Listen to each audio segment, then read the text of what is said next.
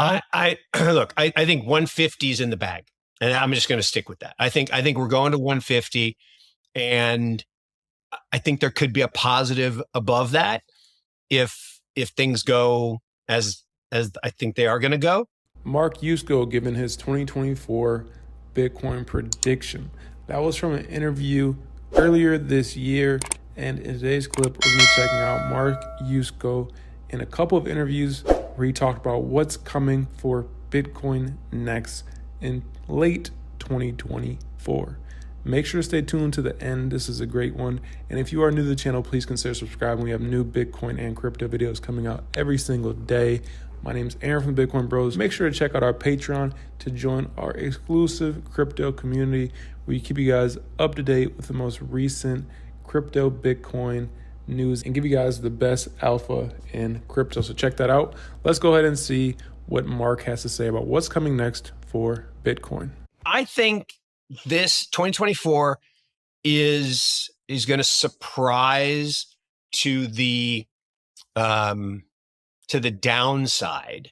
I think, again, not collapse, not depression, but I just think that as everyone was on one side of the boat last year, negative, I think everybody's come back on the other side of the boat, positive. And yet just about every indicator that you can look at from a macro perspective, leading economic indicators just made new cycle lows. I mean, like the lowest in the last 4 cycles. In fact, I don't know that we've ever, I think this is right. I don't think we've ever had this many consecutive negative readings of LEI ever. Like crazy. And so that's one. PMIs are down. Now, PMIs have turned. Raul's been talking about this. I know you were just talking with Jim Bianco.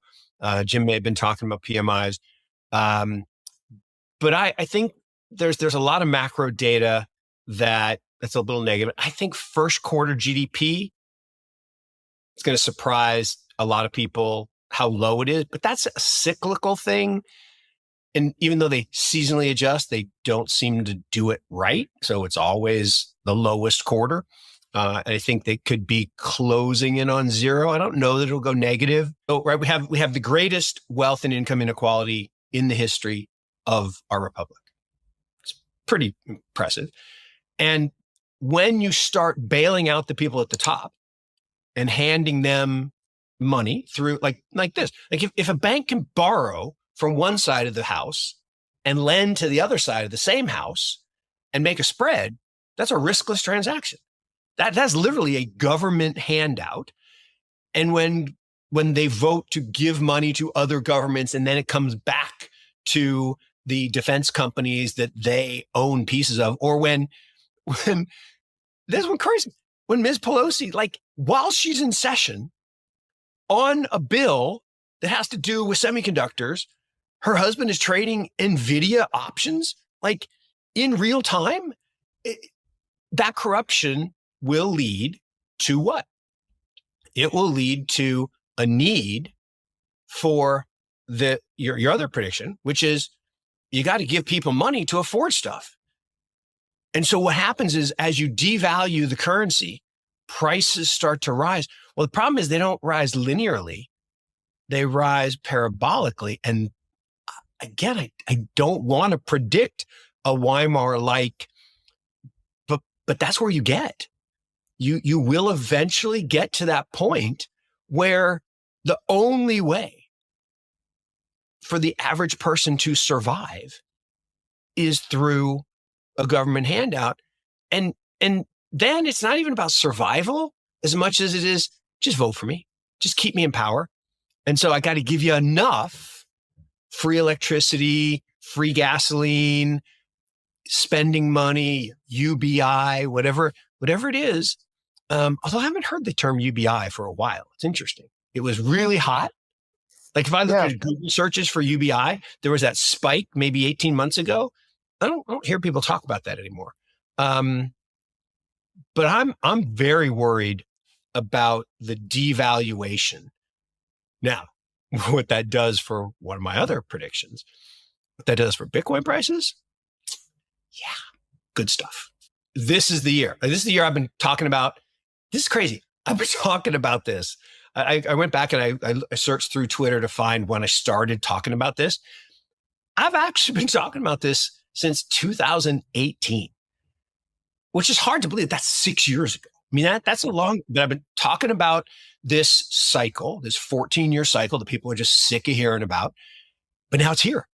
I mean, we're days. We're a couple days away from 2024. And 2024 is the beginning. And this first year, 2024, we've got the halving, which takes the fair value from 51, 52. Let's just round it to 50 to 100. Okay. So 100. Then we get the beginning in June of the parabolic move of crypto fall. So we transition from crypto summer, which is that migration toward fair value, to the parabolic, oh my God, FOMO, everybody in the pool.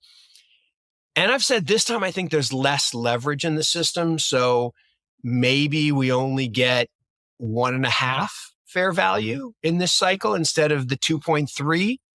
You know, that's max, and those guys are at 250, whatever. I'm probably in the 150 range.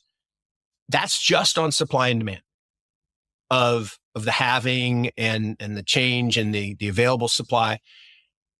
When those financial advisors got the memo that they had to get off zero, right? They had to get off zero. 10 basis points. That's $30 billion. Okay. $30 billion would have an impact on the price of Bitcoin. But 1%, which is not even a crazy number, 1% is 300 billion.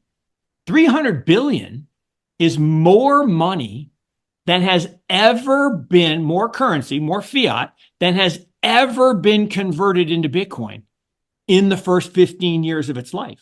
People say, no, it's $1 trillion asset. I said, yeah, but $1 trillion has not gone in. Right. Only a couple hundred billion have actually converted into Bitcoin. Okay. The rest is bid-ask spread and appreciation and network increase, Metcalfe's law increase. So if you add 300 billion to an asset that hasn't had 300 billion go in, big moves were going to happen. And so, but your point about, well, which institutions were also going to come in, look, my whole life was about institutional investing. I worked for two big allocators. I was paid to give money to these firms. I mean, all the people that everybody talks about now, Druckenmiller. I had money with Stan Druckenmiller when he was at Soros, when he left Soros, when he ran Duquesne, and Howard Marks. In the news, I was one of the I and we were one of the first investors with Howard when he spun out of Trust Company of the West. So I'm just old. I've been around a long time, and I've allocated these people, so I know, one, how much capital they have, two, how forward-looking they are, and three, the type of liquidity they need in order to put their capital to work, because we're talking billions, not thousands or millions.